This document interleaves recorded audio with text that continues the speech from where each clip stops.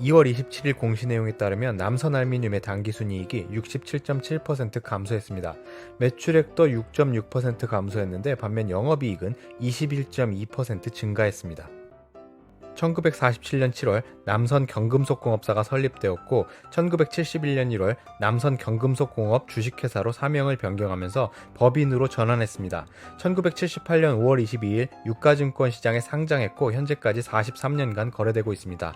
1990년 2월 사명을 현재의 남선 알미늄으로 변경했습니다. 2008년 11월 사업 분야 다각화를 위해 자동차 범퍼를 주로 생산하던 데우라이프를 합병했고 2018년에는 알미늄 사업과 자동차 사업에 주력하기 위해 남선홀딩스를 물적 분할했습니다. 2011년 유상증자 이후로는 최근에는 자본금 변동사항이 없습니다. 20년 3월 말 현재 자본금 규모는 552억 4,349만 원입니다. 20년 3월 말 현재 유통 주식수는 보통주와 우선주를 합해서 1억 1,048만 6,980주입니다. 우선주는 2009년 9월 말에 발행됐는데 이익배당 조건은 보통주 플러스 1%이고 무배당 시 의결권이 부활하는 조건이 있습니다. 배당 내역을 보면 2017년 이후로 배당을 한 적이 없습니다. 그래서 20년 1분기 말 현재 의결권 현황을 보면 우선주까지 의결권을 행사할 수 있는 주식수에 산입하고 있습니다. 회사의 최대 주주는 삼라이고 전체 지분의 18.08%를 보유하고 있고 SM 하이플러스가 12.01%를 보유하고 있습니다. 20년 3월 말 현재 연결 대상 종속회사는 남선홀딩스 1개사입니다. 1,007억 원 수준의 자산을 보유하고 있고 20년 1분기에 23억 원의 당기순이익이 발생했습니다. 남선알미늄은 총 3개의 사업부문을 운영하고 있습니다. 알미늄 사업부문에서는 주로 창호, 도어, 커튼월, 산업구조재, 방폭창 등을 생산하고 있고 자동차 사업부문에서는 범퍼 및 금형을 생산하고 있습니다. 그리고 기타 부문에서는 투자증권 및 주식 소유업을 운영하고 있습니다.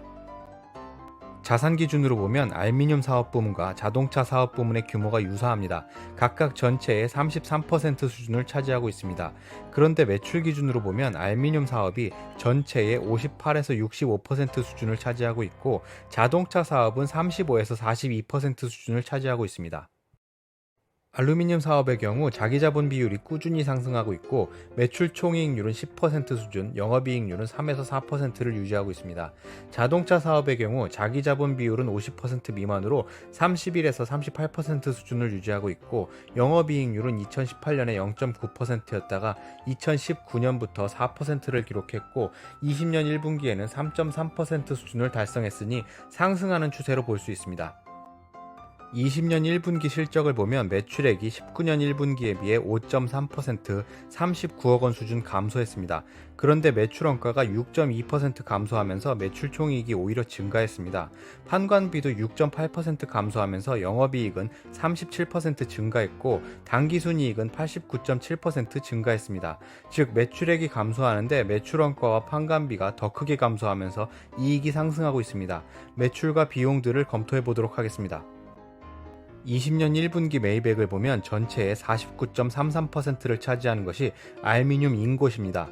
그리고 PVC, PP 등 단일 항목을 8에서 9%씩 매입하는 아이템들이 있습니다. 가장 비중이 컸던 알미늄 인곳의 경우에는 2019년에 비해 20년 1분기 가격이 2.5% 감소했습니다. 매출 원가 감소 원인으로 원재료 가격이 하락한 요인이 있다고 볼 수 있습니다. 사업 부문별로 구분 손익을 해보면 먼저 제품 매출의 경우에는 전년도에 비해 매출액이 반토막 나면서 고정비 커버가 안 되었는지 수익성이 현저히 줄어들어서 매출 총이익이 마이너스 18.3%로 달성되었습니다. 그 와중에 재고 자산이 늘어났는데 생산은 했는데 매출이 이루어지지 않은 것이니 향후에 매출로 이어질 것을 기대할 수 있습니다. 반면 상품 매출과 기타 매출의 규모가 커지면서 이익률도 19년 1분기에 비해 폭발적으로 증가했습니다. 상품 부문 매출 총이익은 53.4%, 기타 부문은 29.3%를 달성했습니다. 판관비 감소 내역을 보니 금액적으로 가장 많이 감소한 것은 운반비와 대손상각비였습니다. 운반비는 매출 규모가 감소하면서 감소 효과가 있었을 것으로 추정되고 대손상각비의 경우에는 전기 대손 충당금을 환입하면서 마이너스 금액으로 기표가 되어 있습니다. 비용이 마이너스로 기록되면 이익이 발생한 것과 똑같은 효과가 나타납니다. 당기순이익의 증가 효과는 기타 이익과 지분법 이익에서 발생했습니다. 기타 이익의 발생 원인은 유형자산 처분이익이 11억 원 발생한 겁니다. 즉 장부가액보다 유형자산을 11억 원 비싸게 판매해서 이익이 발생했습니다. 지분법 이익은 투자한 관계사인 주식회사 우방과 SM인더스트리의 20년 1분기 실적이 증가했고 이 관계사들의 이익을 지분율만큼 지분법 이익으로 끌고 오다 보니 이익이 발생한 겁니다. 20년 1분기 실적을 이전 사업연도들과 규모를 비교하기 위해 12개월로 연환산해 예측 재무자료를 작성해 보았습니다.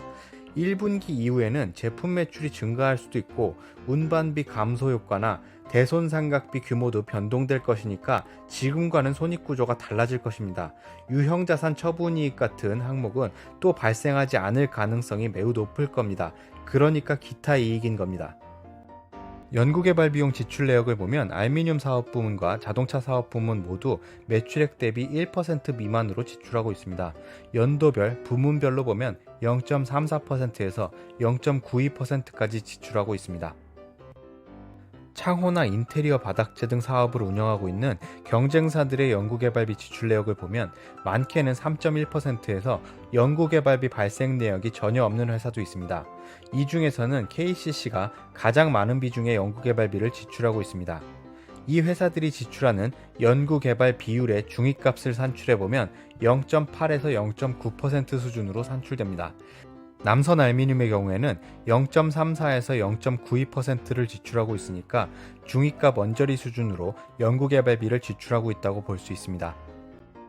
마지막으로 재무 비율을 살펴보겠습니다. 순운전자본은 재고자산이 늘어나면서 소폭 상승했습니다. 부채 비율은 낮고 유동 비율과 당자 비율은 높아서 재무 비율상 유동성 측면에서 문제는 없어 보입니다. 검토 요약하겠습니다. 20년 1분기 매출액이 하락함에도 불구하고 영업이익이 증가한 원인을 알아보면 첫 번째로 제품 매출에서의 수익성은 마이너스였으나 상품 매출과 기타 매출이 증가하고 여기서 발생한 수익률이 폭발적으로 증가했습니다. 두 번째로 전체 매입액의 약 50% 비중을 차지하고 있는 주요 원재료인 알미늄 인곳의 가격이 20년 1분기에 2.5%만큼 감소하면서 매출원가 감소 효과가 있었습니다.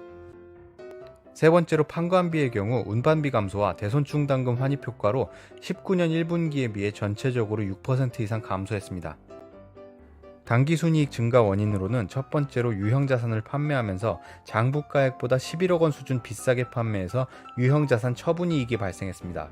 두 번째로는 투자한 관계사의 1분기 손익이 증가했고 이걸 지분법 회계 처리를 적용해서 지분율만큼 손익을 끌고 오다 보니 지분법 이익이 29억 원 수준 발생했습니다.